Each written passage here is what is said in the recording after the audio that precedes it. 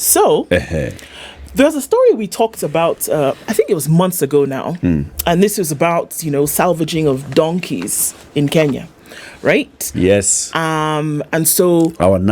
not our numbers, the donkeys' numbers in Kenya were dwindling. Yes. And so what happened as a result of those dwindling of numbers? Abattoirs were shut. Yes. Because abattoirs did exist then, for donkeys. Yes. Now, locals are a bit upset because the cabinet secretary, excuse me, Mithika Linturi last week talked about the reopening of donkey abattoirs. Now, residents have rejected plans by the national government to reopen a Chinese-owned donkey slaughterhouse in Mogotio.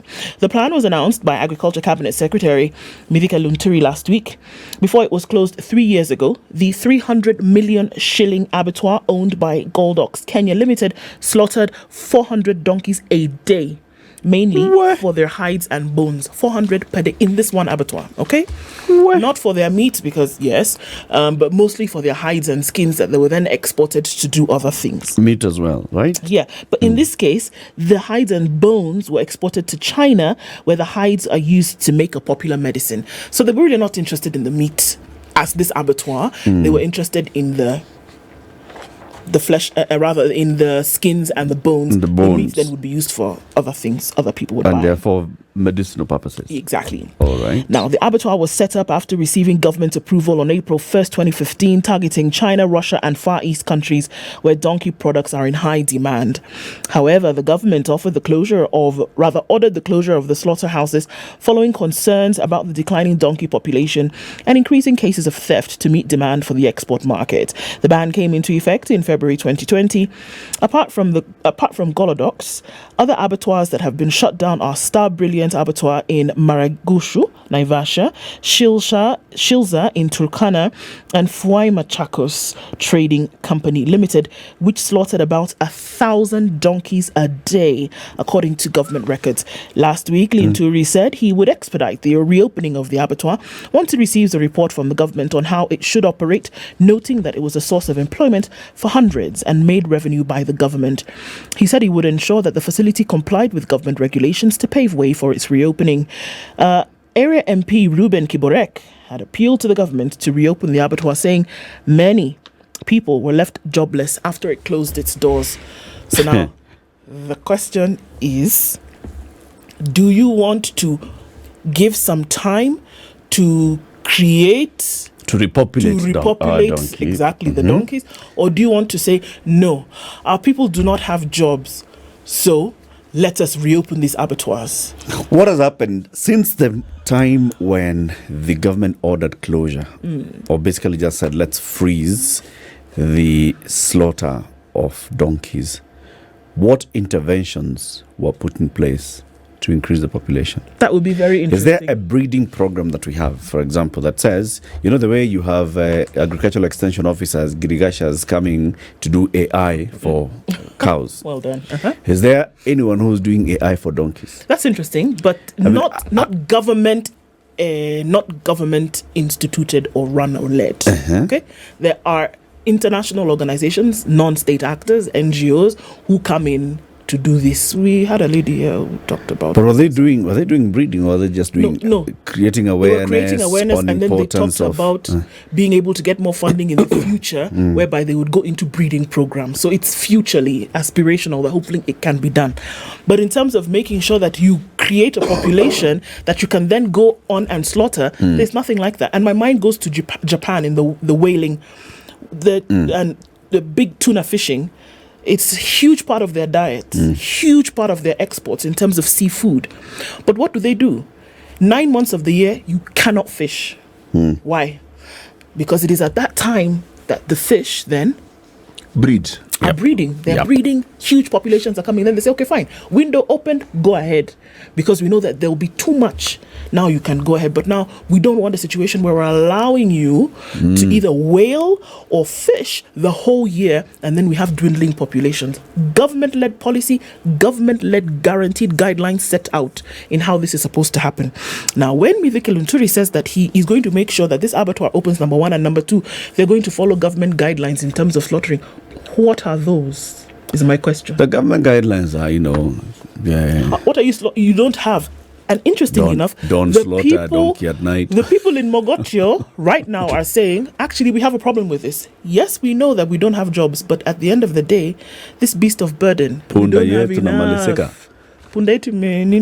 Now, it's finished. It could be something that you say, if for you to get a license to operate a donkey abattoir, then you must also have a program that seeks to increase the population of donkeys. So you should have a breeding program. You should have all these things so that you're dealing with your value chain. Secure your value chain, and then you secure the license. If you don't do that, forget about it. Because you see, slaughtering of donkeys is not in any community in this country. There's no community that uses donkey skin, donkey bone, donkey meat. It's a few, and it's far in between. So the thing about, large-scale production of donkeys in Kenya is purely for export. Yeah. It is purely for export, and that's just in Kenya, donkeys are just beasts of burden. And you just need one or two donkeys and you're okay. Yeah. How often, and I asked this question even those many years ago, how often do you actually come across a pregnant donkey? Well, I haven't really stopped to see and check and see. Have you ever noticed? Let me just have a look and see if it's pregnant. No, interestingly, no. And I hear what you're saying. If this is to be a thing, right? Because if we're looking at this part of the world regionally, yes, you do have this beast of burden resident here. If you look at world topography, right, and you look at where we lie here in East Africa, you will find that there will be an increased population of donkeys because of the terrain and the geography. That's just the way it is. Why you find certain animals more in plenty. Now, if you've decided that because of the plentiful resource, as it were, that you are going to have these abattoirs, you should actually then institute a breeding program, whereby if you know that it is going to bring you some kind of revenue, by virtue of the fact that you have them, you don't want to run out of the resource. So you need to have windows so that you have open season, closed season, so that you can continue to breed. Because like you said, there are no communities here who use their hides and skins. There are no communities here who use their bones for anything. That has already been established, that it is an external factor that plays on the internal operation. So if you're going to have that, have a breeding program. Sort it out. And even at the point when we were talking about opening up abattoirs for donkeys, our donkey population was less than 2 million. Yes. And there are people who are slaughtering up to 1,000 a day. Yeah. By the time they were shutting it down, we were at about 600,000 donkeys. And that is just the average. It probably was even less than that. So it's a big thing. I mean, we cannot just say it open because people need jobs. No, they can't. It's not about the jobs. Everything is about jobs, my friend. Especially for the downtrodden and for the mama mboga na wananchi wa kawaida. Everything vijana wapate nafasi za ajira. Yes, everything is about it. At least it's explained that way. Yeah, it won't work. Our president is in Paris, France. And, he's been doing something lately. So there's a meeting that has been organized by Emmanuel Macron, the president of France. Oh, it's a climate change leaders meeting. A Global Financial Pact Summit. That particular one, the Global Financial Pact. The president called for engineering of the engagement between the West, the international financial institutions, to make them more responsive to the needs of Africa. He's been on this bullish move when it comes to issues of international finance and the structure of international finance, and also structure of international diplomacy. Remember the other day he was talking about the setup of the United Nations, saying the Security Council basically is controlled by these 5 permanent members, and the rest of you, you just come in, you have a token seat, we give you a token chairperson. And remember the time when we were the chair and we spoke strongly against the Russian invasion of Ukraine. Can you imagine if you had done the opposite? Imagine if our man at the United Nations Security Council had actually said, you know what, the West should keep off Ukraine. This is an internal affair between the two countries. Let them fight it out and arrive at a point where they have an understanding. Yeah, let the winner carry the... My friend. Yeah. That would have gone down well. On this one, the president is basically saying Africa can no longer be seen as just a continent that needs help, but as a partner, and that the globe cannot continue talking normally when things are not going forward.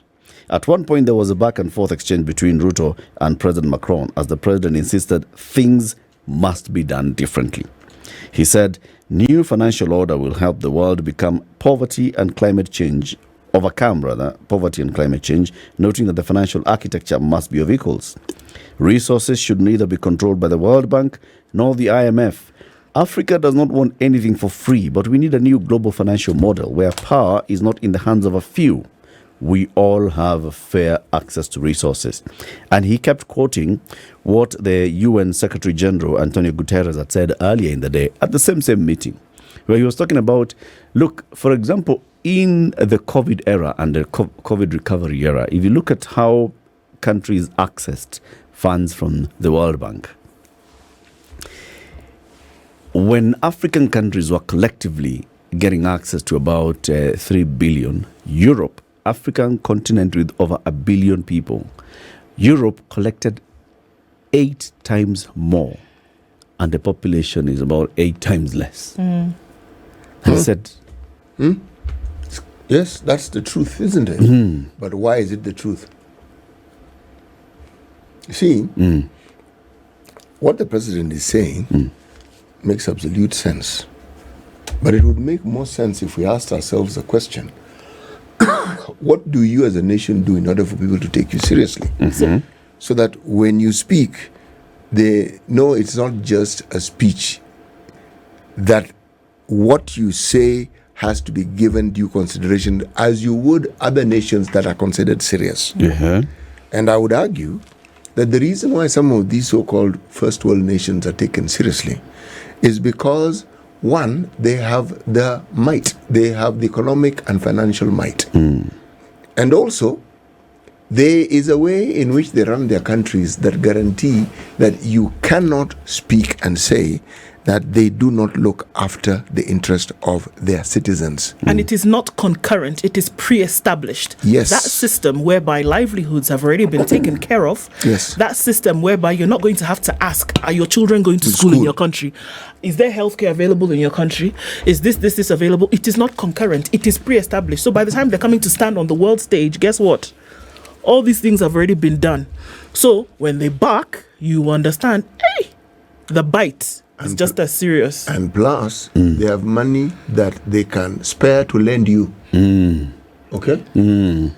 So, when you're talking about seriousness, they are there. Now, let's start with what we can do. Looking after the interest of our people. Okay. All right? Okay. It is not that you cannot speak. You must. But to be taken seriously, there are certain things you must do. And I'm saying, right now, are we saying that this particular government is actually doing everything in its... We cannot introduce that conversation at this particular point, CT. Why? You know, that conversation, the way you're bringing it, it presupposes that that is a counter-argument to what the president is saying. It's not a counter-argument. If it's not a counter-argument, then why introduce it? I'm introducing it because it's just an argument. It doesn't have to be a counter-argument. Because you see, what the president is saying is, look at the structure and the organization of the global financial system. Yes. The organization of this global financial system is structured in such a way that this guy who has the advantage retains his advantage. Yes. And he uses that advantage to keep you suppressed. Yes. Okay? Now, one of the reasons why you're not able to provide all these things is because you also are suppressed financially. True. That is not true. How are you accessing this credit? If this person is able to access credit, right? Is able to access credit to make sure that he can build hospitals and schools and other social facilities for his people. Are you also able to access the credit the same way? No. Equitably? No. And that is the argument. The argument. I want to be able to provide social services. I want to be able to provide schools and hospitals and roads and railways and airports and open up infrastructure for my people. But for me to do this, Eric, this is a capital intensive. What? Capital. Where is the capital coming from? Capital is coming from this global financial system, which is skewed against me. Of course it is skewed. I am simply saying, beyond saying this is what we need to do, for you to be able to access it, you need to be in a certain position. We are not. That's really all I'm saying. Yes, for us to be able to get the Mkoloni out, we needed to be at a certain position. Yes, and we were. Yes, and our position was not given to us. Our position was not, okay, so you So can now you why drive do a- we want to be can- given can you, if can we you started drive a off by car? not being given? Why now do we want to be given? We're Why not being don't- given. Why don't we position ourselves so that when we make that demand, we are actually able to receive it? Let's go back to where the origin of this financial global system actually began. 1944, going into 1945. The end of the Second World War, when most of Western Europe was in an absolute mess. Britain was zero, it was nothing. They had bombed They themselves. had bombed out, themselves, finished. the Europeans. Germany was below zero. Thank you. Then some good folks sat around the table and they came up with what they called the Marshall Plan, right? Essentially, what it was supposed to do was to rebuild parts of Europe, more specifically Western Europe, where the countries that you see today who are shouting the loudest, Great Britain, France, on this side of the Mediterranean, okay? So they said, we now have some money. Where they got the money from, usually, if we want to be very honest with ourselves, a lot of the money and a lot of the capital resource that they were then able to use to come up with the Marshall Plan and fund the Marshall Plan came from their colonial exploits around the world. The surplus, after they had pre-established these systems, is what they were now using to say, see, we have money, let's help you rebuild. The people that they helped rebuild, if you want to be, will continually be subservient to them. But the truth of the matter is that it was their fund. It was their money. They're able to dictate what they will do because they're the ones who came and saved the world with this money. That is where Saved their world. saved their world with the money. That was the origin of the financial institutions that we talk about today. From the idea of the Marshall Plan is where you had the Bretton Woods institutions of the World Bank and the IMF. All of those were formed from there. Now, will you now come and tell them how you people formed your thing? I am now insisting that if you're going to lend money to this and this other person, I insist that it also be skewed to me in a particular way. Yes. After all, we're dealing with the globe. And I say, yes, it cannot be that you decide that today we're going to have it this way for you and not this way for somebody else. Yes. You are the globe saver. Saving the globe. They have That was it. co-opted us into Saving it. the world. They have co-opted us into this system. But then they want to control the system. Absolutely no. You've decided that is the order that the world will go. You've decided that's the order that the world will go. But then some players are more equal than others. Come on. You want to take human rights to the global stage, isn't it? Yes. And you want to say we are equal as humans. Yes. Unfortunately, it doesn't quite work out that way. But it works for them. Of course it does. They use that same argument of human rights and everything to also use it as a factor of how they are going to But give of you course. access to this But money. of They course. can wake up one day and basically impose sanctions Yes, on you as a country. Not they can. They because do it they all don't the like the time. face of C.T. Muga, who's They've the head just of this decided country. that they are the decide world's everybody in this headmaster. country will not have access to financial, Yes. and that just cripples. Yes. And And say the other thing, I'll still agree with you and say And they're the yes. same people who come and tell you after they destroyed the world's carbon footprint by industrializing at the rate at which they did, they want to come and tell you now as countries that actually, you people should You come should go slowly. green. Oh, All do right. it a little bit. Don't do so much after you've already destroyed the Now, thing. you as an African on the African continent, if we talk about carbon credit, you have the hugest advantage about this carbon credit because you have a lot of credit with that carbon. You know why? Yes. You are not industrialized, so you can't go around polluting. And they're trying to willy-nilly. tell you, yes, you cannot. No, and I think that's what Eric is saying. You cannot go about. Who are you to then make the guidelines and the rules? No. We had agreed that's what they're already doing, and I'm saying And what? Okay. So when we see the efforts that can be made so that we have a stronger voice, okay? The minerals, the natural resources that you speak of that help build these nations that were colonizers, they didn't finish everything. still there. Okay. Yes. Eh? So to have a voice, it means you have to have a certain position beyond speaking. This is really what I'm saying. What are we doing so that we have that might? What do? We transform after. Okay? Africa Free Trade. Area. Yes, we transform East African Community. Not form, reform. It existed. And it existed in a form where this shilling we speak of in East African countries was convertible. The shilling was a shilling. Now, we lost that, so that's history. The might that we need to be able to speak has to be one where that one voice represents not only our aspirations, but also our might. We are not helpless. This is the point I'm trying to make. Very good. Mm-hmm. We are not helpless. Now, how do we get to a point where we can actually run our own business? Very good. Now, you see that message, that what you're saying, that's what President William Ruto has actually been saying. No, that's not what he he's has saying. said it with African parliamentarians when he met them in South Africa. He has said it with the Djibouti parliament when he went to Djibouti the other day. That's the message he was saying, that as Africans, we have got to work together. We've got to come together. And then when he goes and meets these people, he goes and tells them, you people, by the way, things have got to change. While back home he's saying, we've got to raise our leverage. We've got to raise our leverage by working together. We've got to raise our leverage by saying we are 1 billion plus people. We are not 54 countries. We are 1 billion plus people coming from 54 countries in Africa. But we speak one voice. We don't, though. That's what he's saying. Let's do that. And we won't. Let's play our leverage. Pourquoi? Because n'est-ce pas? If you ask me a question in French, I must go to the archives and dig out any French phrase I know. Whether it makes sense or not is irrelevant. It's actually very good. Yes. The president has been talking, and not just yesterday in Paris. He's also been talking and saying the same things when he spoke in Malawi the other day at the Comesa Summit. Said the same thing. When he met the African parliamentarians in South Africa a couple of months ago, same.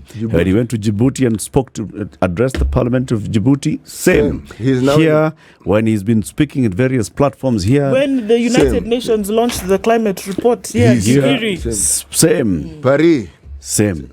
Eric. Yes? You know, the president has an opportunity like no other president has had in this country, in this sense. With all the issues we've had, it's a new dawn. And he's at the beginning of his term.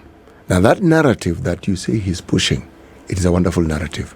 But do you know what the so-called West and these people who supposedly lend us money speak and say of us? That we mismanage whatever it is we are given. We do the very things we shouldn't do with it. Condescending attitude. Absolutely. Then do not borrow if you don't want the borrower to condescend. If you haven't borrowed, there's nothing to consent to. The point is... Sinalipa. The point is... No, even when you lend me, because you have lent me, yes, and then you come and say, but you misused, are you saying that I should not repay because I've misused? Actually, so I'm still repaying. Actually, you've gotten the heart of the matter, and it's not just a question of paying. What is it that determines? What are the parameters? What are the indicators of a person who is taken seriously? You will be told a person who does this, a person who does this, a person huyu mzee anajua kuchunga watu wake, anajua kufanya nini. In an African sense, it's simple. Huyu anajua, yes, watu wameenda shule, wanavaa viatu, that one, okay? Na pia anachunga wazazi. I'm simply saying that these Western countries have done that. Not all governments. Okay, Western countries, yes, but not all administrations. Have you ever heard the World Bank having to pull back from supporting any Western country because the current prime minister or the current president is unpopular with the people because of the kind of I've measures? Never heard. What they've done is something. I've never heard. They just reject things. You know, as you're speaking, I was thinking of Greece and I'm thinking some of the problems they had, and I'm thinking of how they said, okay, now this one is not working. Let's look at it. Eric, let's help you. I agree with you completely. You see, the opportunity I'm saying our president has is to grow that muscle from within. When you have that muscle, even as you're speaking, you know very well that should you decide you're not giving me money, I will tell you it is okay, don't. Okay, so what you're saying essentially, if I may put words in your mouth this Friday. Please. Let me put. You're saying that what it should look like is, let's take the Rwandese example, whereby Kagame is not taking any nonsense from anybody. He's going to do the things the way in which he wants to do. So when he sits opposite Macron and they have a conversation and he'll say, excuse me, I didn't come to ask you for anything. my people are sorted out, we are moving forward, you cannot come and then tell me what to do. Is that what you're saying? That is you good. are saying that by the time you want to go and stand in the village square and tell people how to do 1, 2, 3, you should make sure that in your house your children have gone to Yes. school, that there is Yes. food, that your wife is not complaining that Okeke didn't give her chicken. But I want money to facilitate me to do all these things, Bwana. That's why I'm coming to you. I want money so that I can take my yes. children to school. Eric, even- you can't even- tell me at what talk agenda. Even as So yes, therefore, I'm but, not giving- but or it's that not because as I've given though- you this money, or I've given you money, argument. then you Yes. still come and tell me I gave you money and then your children are not in school. I gave you money and your wife is outside complaining that somebody Okeke didn't give her chicken. Okeke didn't give her chicken. That should not be. I have given you this money. I should then now tell you how you should use the No, money. I am simply saying Let's something very simple. Let's go to the phone lines. Karanja in Naivasha. Good morning, Kidu and City. Good morning, Karanja. I'm very fine. Hey. Wait, Karanja. Switch off your Yes. radio, Bwana. Karanja, it is you who has called. Tell us, bwana. Now you're going ahead. Okay, uko mzima lakini Karanja. Yes, he consumer, but let me switch off. Okay. John Joroge in Mombasa, hello. Good morning. Good morning, John. How are you? I'm fine, thank you. Today, I think I have to agree with the fountain of wisdom, Mr. City. When we go and get those loans from IMF and World Bank, Yes. there are conditions, Yes. and we agree to those conditions. Yes. If one day we sit here and we say we don't need those loans anymore, who will be there to contest us? If any country wants to be taken seriously, look at what China have done. Nobody is messing with China. Did they access World Bank loans at any point, China, in the last 30 years? I don't have heard that history, but I know they have grown massively. Yes, but they have also accessed World Bank funding in those 30 years of their rapid development. But it's human nature to always look at people depending on what they have. If you are poor and a beggar, nobody will take you seriously. And charity begins at home. If the little budget we have right here in Kenya, we can make use of it and start doing things for ourselves. I believe this other country will start taking note that these people are growing. John, let me ask you. Yes. Ask me. The resources that we have, Yes. are you saying that we should be able to actually develop, grow our infrastructure, sort out our healthcare, sort out our education system, we build dams and do roads without borrowing from this country? What I can say is, if today you get fired from your job, you'll go and apply something we call austerity measures in your home. You live according to your means. Yes. And the money that you go and get out there, make sure that money is directed to the things it's supposed to do, but not go to people's bellies. Okay. It's more than enough what we have. If you look at the amount of money that's collected by the KRA and the other money that's collected by courts as fines, by cabs, all that money, where does it go to? How can you be still in your own country and then you go to those people and try to dictate to them how they should treat you? Because it's not their It's their money. money. It's Yes, not. it's their money. I'm also contributing to it. Yes? I'm Yes, part of you're the- contributing. I am part of this chama. I am a member Yeah. of the chama. You cannot tell me that I'm a member of the chama, but then me, when it comes to me borrowing, you start telling me, oh, you must wear 2 black shoes, oh, you must do this. And the other members of the chama, you can come barefoot and wearing sandals. There are 2 options when they tell you to do this. You don't want to do, right? You can decide either to leave it or take it. Sawa, we hear you. Thank you, John. You're most welcome. Asante sana. Karanja? Yes, I'm back again. Very good. It's better now. Yes, now, let me say this. Yes.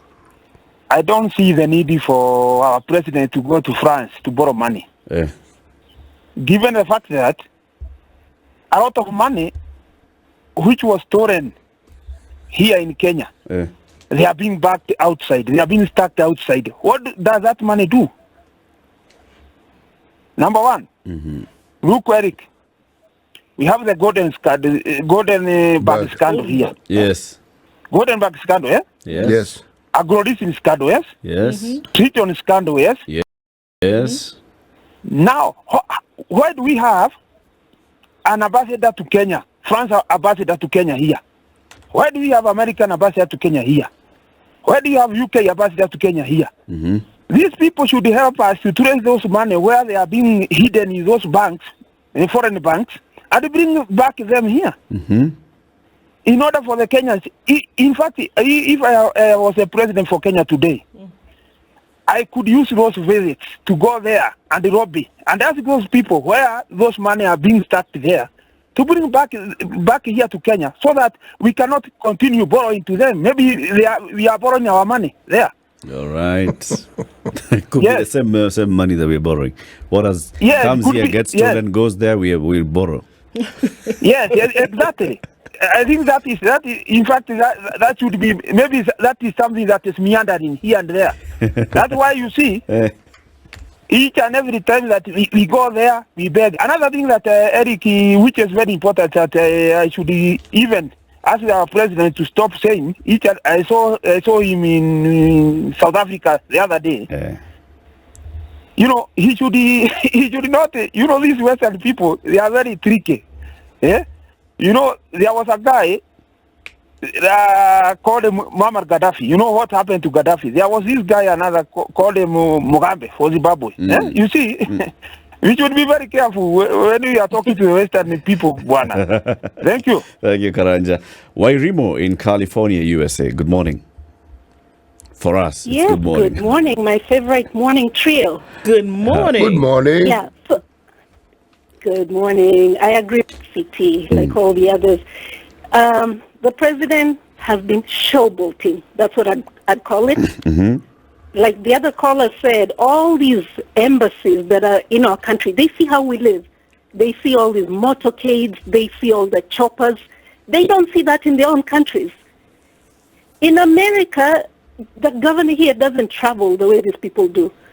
My mayor lives in my same neighborhood, into a kawaida. You go jogging the same places. They don't have all these hundreds of security around them. So if people see how we're using money, they are looking at what our president is doing as a joke. They'll give him the platform to rope himself up, but this is a joke. I mean, you can't walk into your bank today and start giving them conditions. You know that loan that I signed for this? Oh, no, I can't. We need to renegotiate and start telling them all kinds of things. No, you knew what you were doing when you took the loan. Wairimo, are you saying there's nothing wrong with the global financial system? The way it's structured? Well, beggars cannot make the rules. As Ndu was saying, what Kagame is doing is the right thing. If you don't want to be seen as a beggar, change the way you do your things. We can't hear of this billion shilling, these situations happening there, the corruption in Kenya right now, and then we are going to tell these people, oh, we need more money. Oh, that corruption money? No, don't look over there. No. Give us 20 years. Give us more time to eat. You know, the world is not stupid. Does he think the CIA doesn't have a file on him? You know, he needs to think, and I don't know why he's doing this, but it doesn't make sense. Because he wants justice. These people... Because he wants justice. Because he wants justice. That's why he's doing this. That's why he's talking like this. He's saying, look, we have got to be treated to do different. What? To steal? Not to steal, to access money. Steal? You see, let's start with the issue of access. To access money, we cannot say that at the point when you're talking about COVID recovery, you're only accessing an eighth of what others are accessing. But our situation was not as bad as other countries. And then how did we use our money? A lot of it was stolen. We have the money. It's the way we spend it. Okay. It's the way we spend it. We hear you. You know, how can we be spending 8.5 million at State House and children don't have money in the boarding schools, don't have food? Yep. Our priorities are wrong. Good points Our made. priorities are wrong. Thank you, Wairimo. Okay. Thank you. Good day. Ali in Mombasa. Good morning, everybody. Morning, Ali. Morning, Ali. How are you? It's a long time, but Very I've been long time. listening. Asante sana. Haya, mimi nitazungumza leo Kiswahili kwa sababu nataka kusaidia yule mzee mwenzangu anaitwa Siti Muga apate msemo wa Kiswahili. Kwanza nitasema hivi, ikiwa hutaki kuulizwa maswali, usijiunge na chama ambacho itakuuliza wewe maswali. Jambo la pili nasema hivi, mteka maji kwa kikapu kujaza birika mbovu.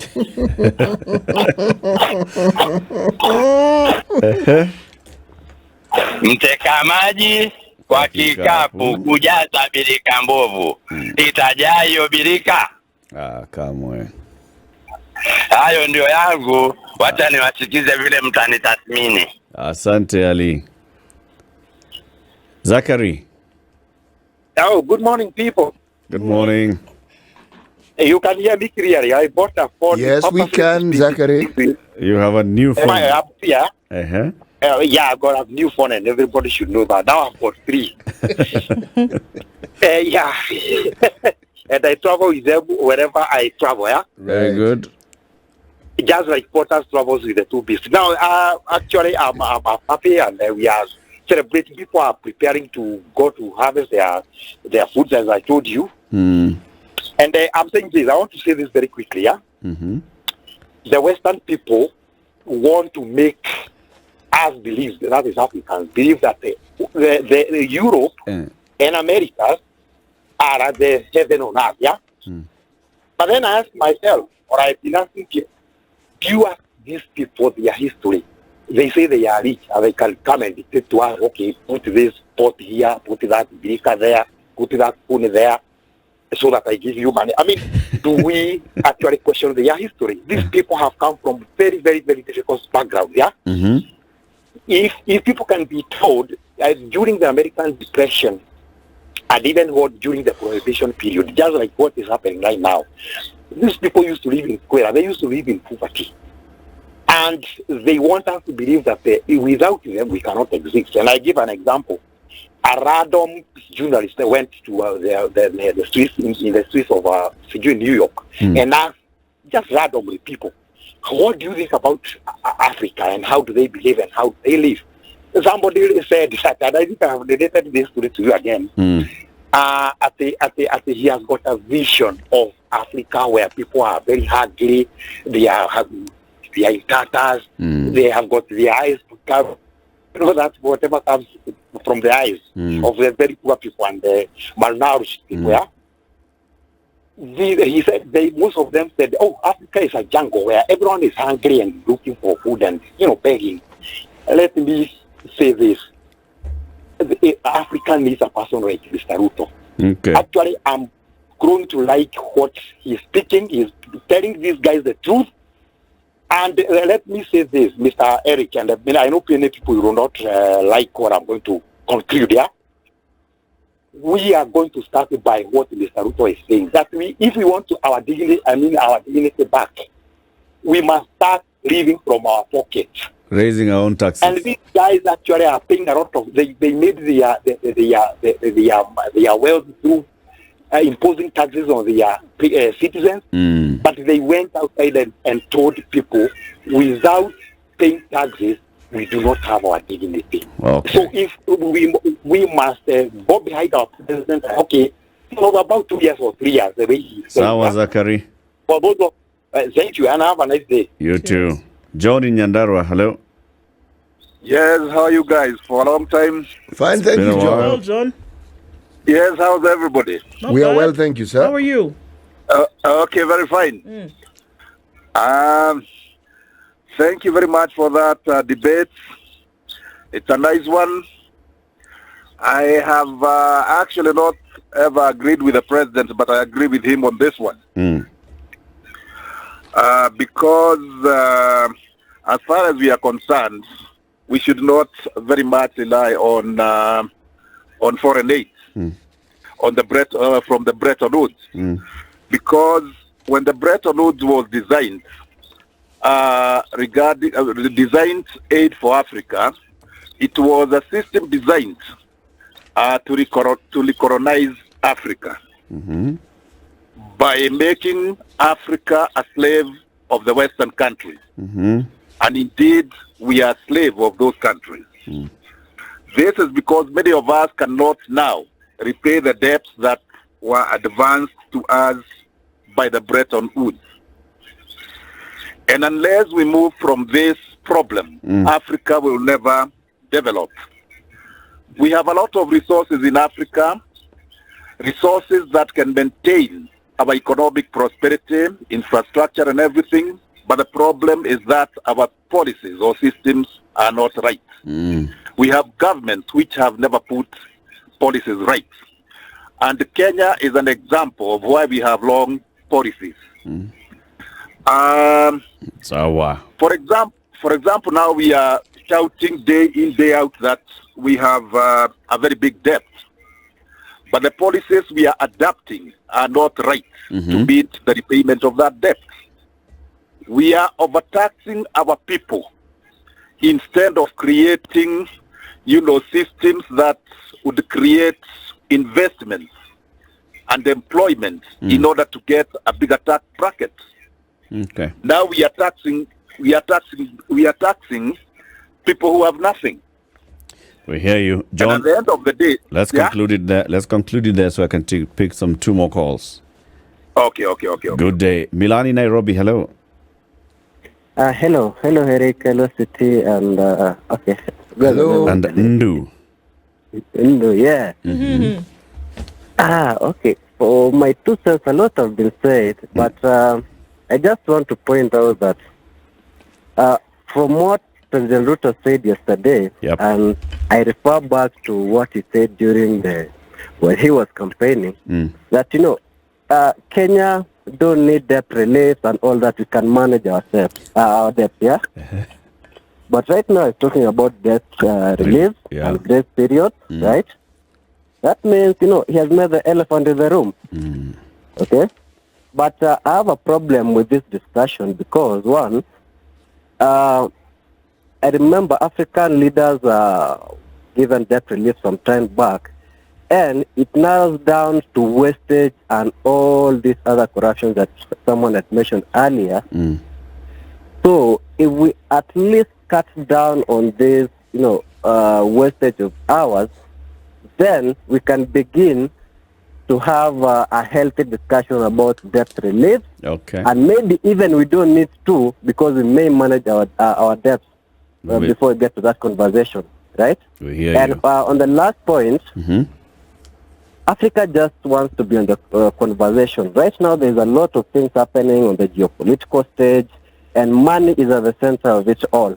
So I think what the president is trying to, is kind of messaging to the financial world is that this time round, Africa just wants to be involved, not like all these other times before. Yeah. Thank you, Milan. Jamachi in USA, in about a minute as we conclude. Hello. Hello, Spice FM. Hello. This is Chematia from the United States. And I would like to contribute a few things about my country, Kenya. The first thing I wanted to say, I love your program, Spice FM.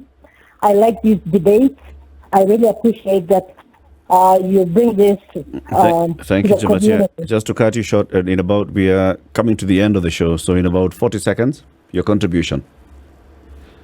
Okay, my contribution is, before we talk about what's going on in France and praising Kenyan politicians, we need to start by basics, bread and butter issues. How about we feed Kenya? How about we stop the corruption? How about we stop borrowing? If we want respect, we have to earn respect. You cannot go around the world borrowing and then you think you can be a spokesman for the world. You cannot be a spokesman for the world when you cannot even feed your own people. How about all these people that have jets all over Kenya and Range Rovers? Where are they getting the money? We need to have accountability in our country, and we need to stop being cowards. Now, I'm challenging the men in Kenya. You need to wake up, men and women, and stop praising these political thieves. We need to condemn them, and we need to call them out for what they are if we want to save our country. So let's Thank you, Chamatia. Thank you very much. This is the Situation Room, the only way to start your day.